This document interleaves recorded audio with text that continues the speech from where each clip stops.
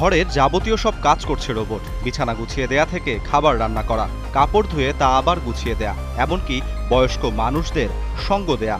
ঘরের কাজে সাহায্য করা এই রোবট বানিয়েছে চীনের হুবেই প্রদেশের একদল গবেষক। নতুন প্রজন্মের এই মানব সদৃশ রোবটকে প্রযুক্তির জগতে বড় অগ্রগতি হিসেবে দেখছেন বিশেষজ্ঞরা। নির্মাতাদের দাবি, কৃত্রিম বুদ্ধিমত্তা ও উন্নত সেন্সর প্রযুক্তি ব্যবহারের মাধ্যমে রোবটটিকে দৈনন্দিন বিভিন্ন কাজে সহায়ক করে তোলা হয়েছে। চলতি মাসের শেষের দিকে উহানের একটি অ্যাপার্টমেন্টে কাজ শুরু করবে এই রোবট। বিশেষজ্ঞদের মতে ভবিষ্যতে প্রবীণ মানুষের সহায়তা এবং স্মার্ট হোম ব্যবস্থাপনায় হিউম্যানয়েড রোবট গুরুত্বপূর্ণ ভূমিকা রাখতে পারে। বিশ্বজুড়ে কৃত্রিম বুদ্ধিমত্তা ও রোবোটিক প্রযুক্তির দ্রুত অগ্রগতির মধ্যে চীনের এই উদ্যোগ সম্ভাবনার নতুন দুয়ার খুলে দিচ্ছে বলে মনে করছেন বিশ্লেষকরা। আরাফাত ইসলাম, ৭১।